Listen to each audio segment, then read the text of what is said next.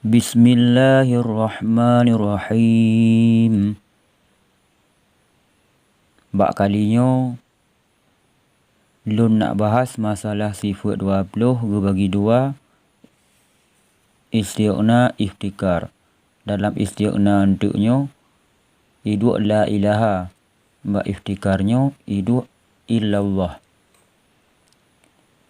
Kibat padik boh sifat istighna sebelah sebelah wujud, qidam, baqa, mukhalafatuhu lil hawadis, qiyamuhu binafsih, sama, basar, kalam, sami'un, basirun, mutakallim.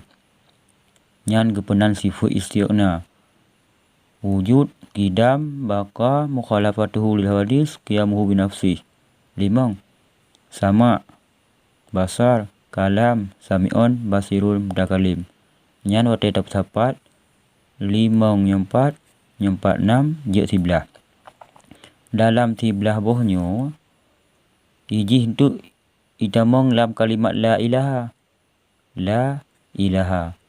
La 5 wujud, qidam, baqa, mukhalafatuhu lil hawadis, qiyamuhu binafsih. Nyan ditamong dalam kalimat la.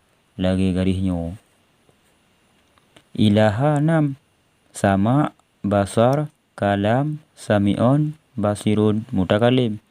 Ilaha 6 sama bisa, basar lebih 2, kalam boleh, sami'un boleh put, basirun boleh 5, mutakallim lebih 6.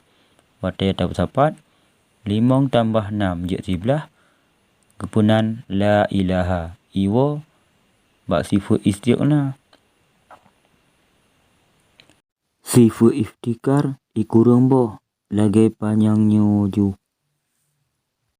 Yang pertama wahdaniyah, kedua kudrah, kelima iradah, keempat ilmu, kelima hayah, keenam kadirun, ketujuh muridun, ke-8 alimun, ke-10 hayun.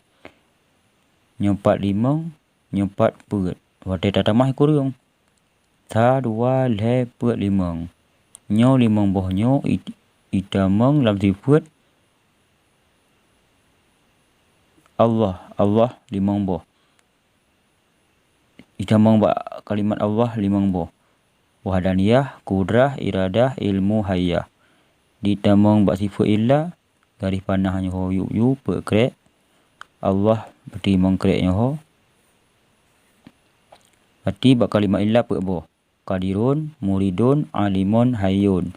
Bak kalimat Allah wahdaniyah, kudrah, iradah, ilmu, hayat. 5 boh. 5 boh itamong dalam kalimat Allah, puak boh itamong dalam kalimat illa. Watai tap sapat ikurang. Gepunan sifat iftikar.